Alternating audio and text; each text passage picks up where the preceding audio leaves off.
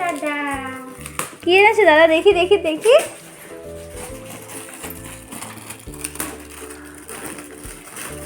এই দিকটা খোল।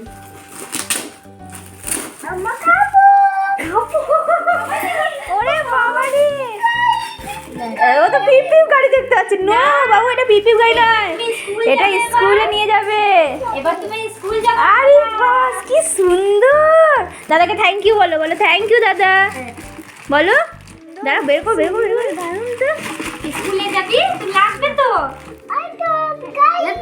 ওই তো গাড়ি, ও গাড়ি দেখতে পেলো।